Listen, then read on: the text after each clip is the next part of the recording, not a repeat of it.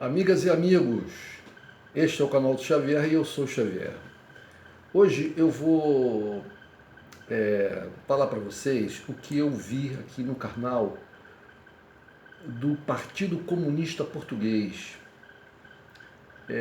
Bom, eu não sou exatamente um comunista, apesar que respeito muito os comunistas, mas eu estou aqui no site do canal Comunista Português porque os comunistas foram os únicos, junto com o bloco de esquerda, mas mais ainda os comunistas, a se posicionarem contrariamente à guerra na Ucrânia e à posição da União Europeia, de Portugal especificamente, da NATO ou OTAN e dos Estados Unidos contra a Rússia, o que, segundo eles, segundo o PCP, levou a essa guerra. Eu concordo plenamente com isso. Por exemplo, eles aqui colocam o seguinte: o PCP expressa sua profunda preocupação pelos graves desenvolvimentos na situação no leste da Europa, com operações militares de grande envergadura da Rússia na Ucrânia, e apela à urgente desescalada do conflito, a instauração de um cessar-fogo e a abertura de uma via negocial. Cumprir os princípios da Carta da ONU e da ata final da Conferência de Helsinki. Contribuir para o processo de diálogo com vista solução pacífica para o conflito na Ucrânia, resposta aos problemas de segurança coletiva na Europa, cumprimento dos princípios da Carta da ONU e da ata final da Conferência de Helsinki, como o PCP defendeu quando das guerras contra a Iugoslávia, o Iraque, o Afeganistão, a Líbia e a Síria. A estratégia de tensão e confrontação que passa pelo contínuo alargamento da NATO, isso aqui é importante. A estratégia de tensão e confrontação que passa pelo contínuo alargamento da NATO e reforço militar ofensivo junto às fronteiras da Rússia, em que se insere a instrumentalização da Ucrânia desde o golpe de 2014, com o recurso a grupos fascistas e que levou a um regime xenófobo e belicista, cuja violenta ação é responsável pelo agravamento de fraturas e divisões. O PCP, o Partido Comunista Português, faz questão de ressaltar que a Rússia é um país capitalista, com uma concepção de classe oposta à do Partido Comunista Português. Portanto, o Partido Comunista Português não está aqui defendendo um país comunista. A Rússia não é comunista há mais de 30 anos. Pelo contrário, a Rússia tem um capitalismo oligárquico muito distante da visão comunista do que deve ser a economia de um país.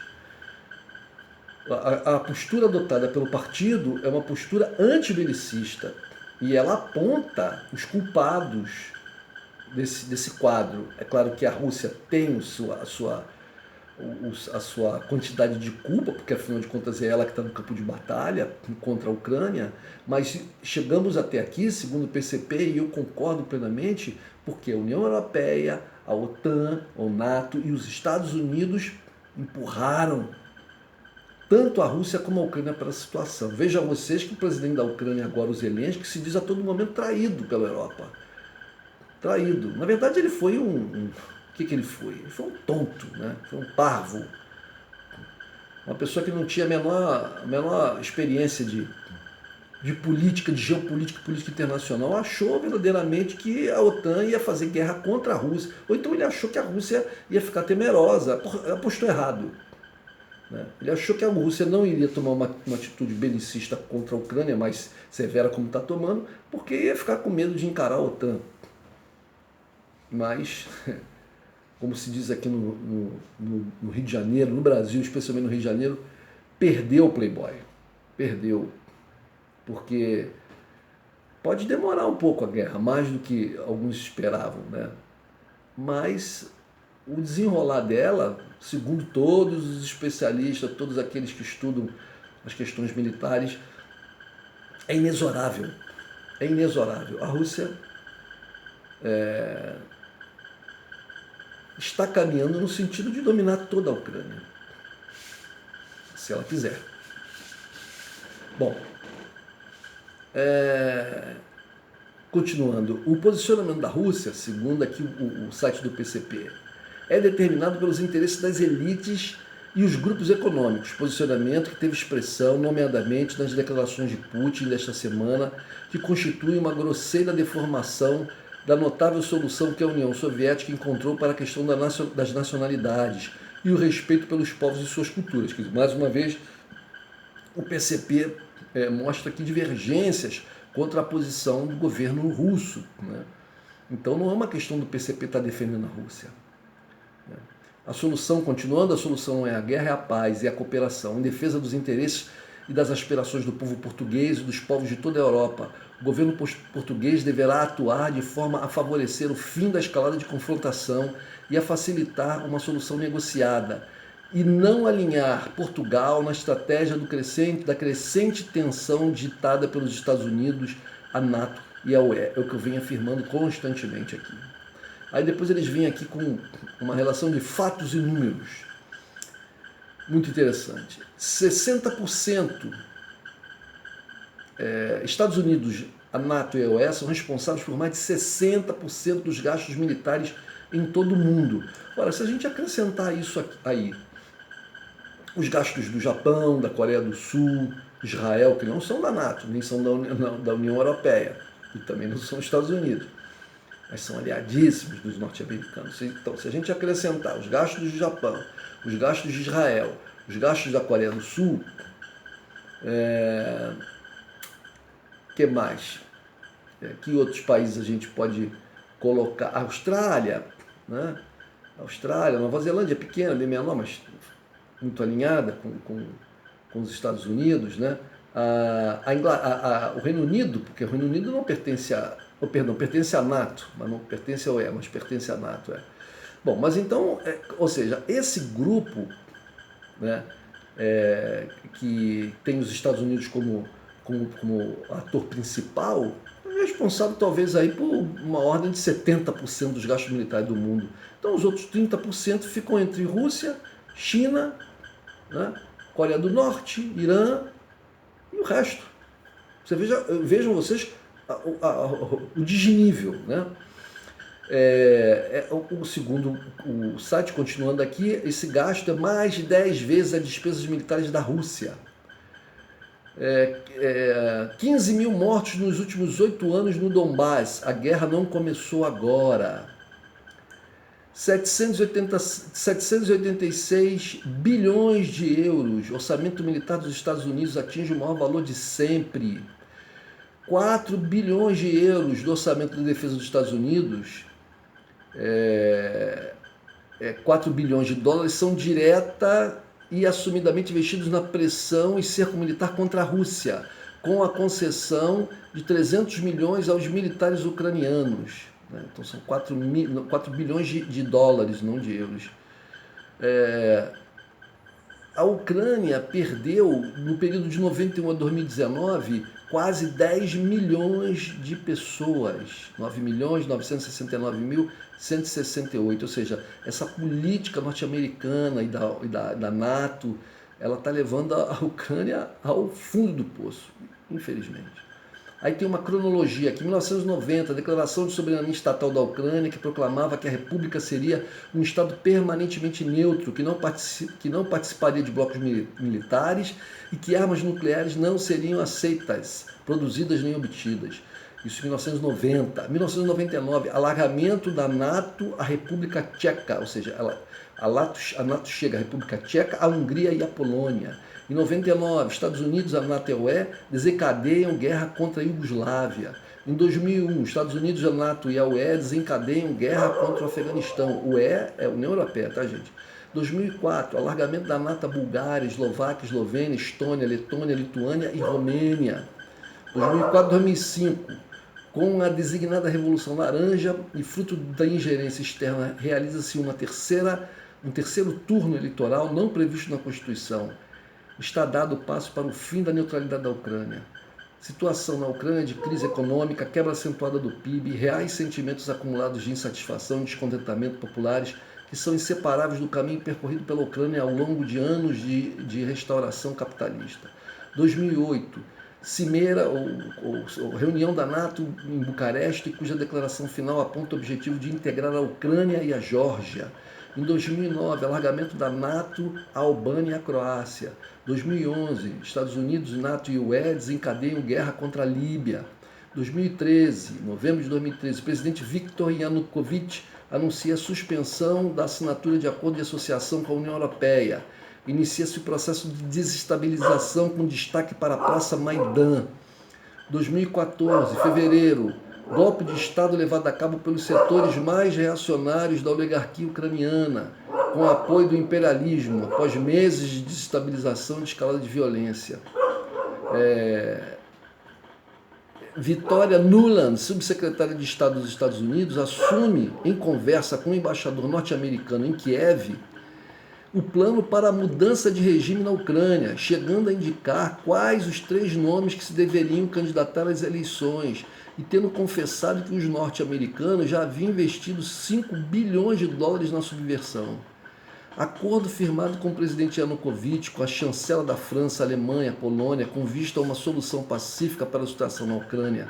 O acordo não dura 24 horas, tendo sido rompido pelas forças golpistas patrocinadas pelos Estados Unidos, NATO e União Europeia. Instala-se uma junta governativa que inclui elementos fascistas.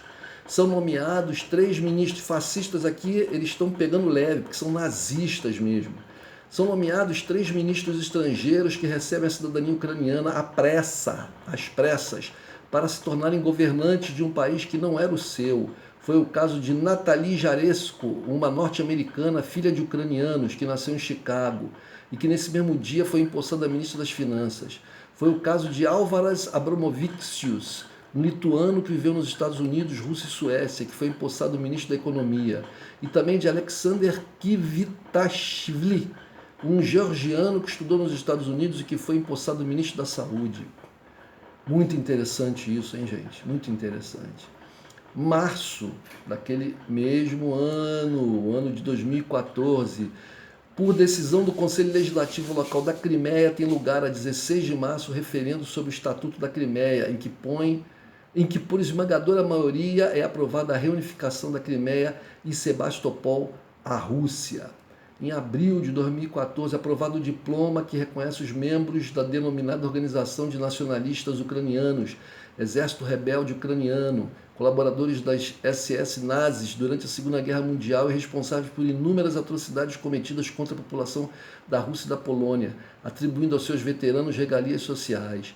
Referendo em Lugansk, Donetsk e Donbás, organizado pelas autoridades locais, cujo resultado foi a rejeição majoritária do golpe de Estado e afirmação dos direitos políticos e culturais da região.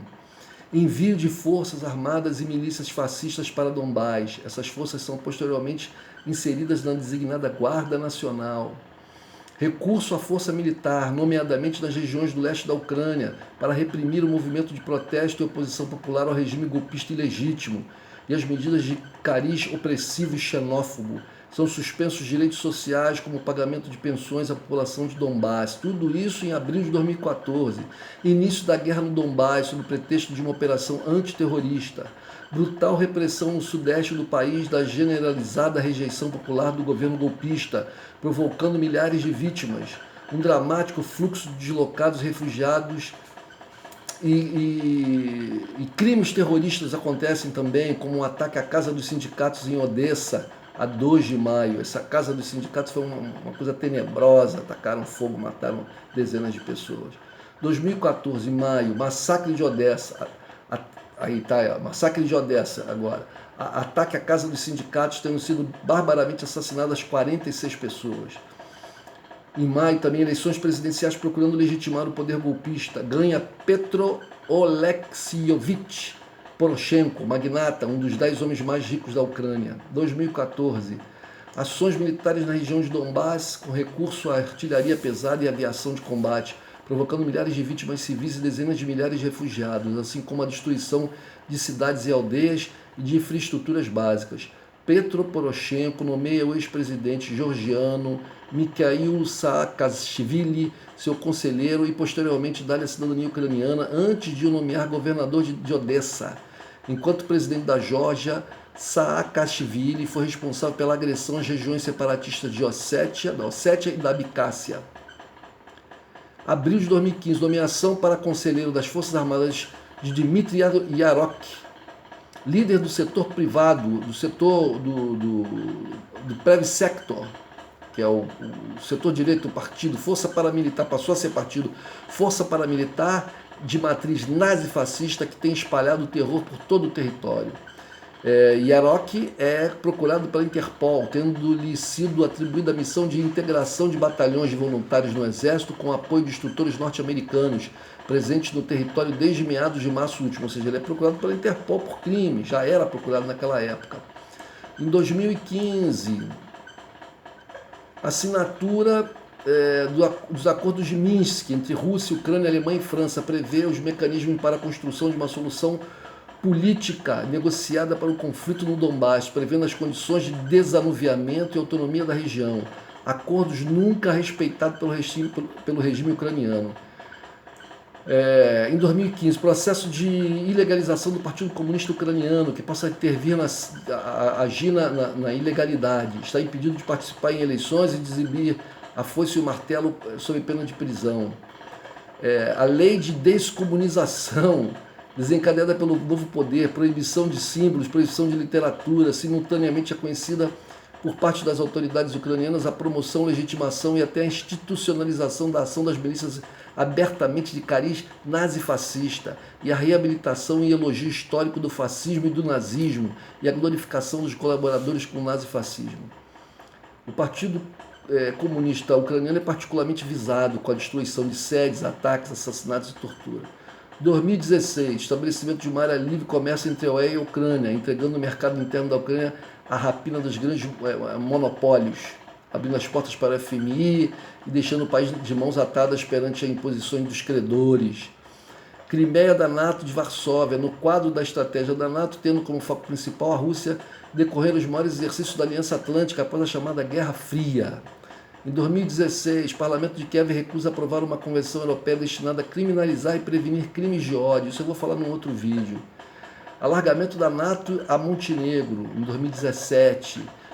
Donald Trump apresentou a nova doutrina de defesa nacional atribuindo à Rússia e à China o estatuto de potências rivais. Em 2019, mudança da Constituição coloca o objetivo da integração na UE e na NATO por parte da Ucrânia. Em 2019, eleição de Zelensky, comediante e atual presidente, que apontou como compromisso eleitoral acabar com a guerra no Donbass.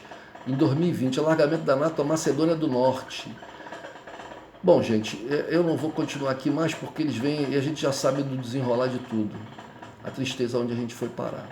Muito instrutivo essa página do canal do Partido Comunista Português. Recomendo a todos os portugueses, mas também aqueles outros que não são portugueses, são os descendentes, ou que nem sejam, que estejam entendendo o que eu estou falando, falem o português, que entrem no canal e vejam. Falou, gente? Um abraço a todos.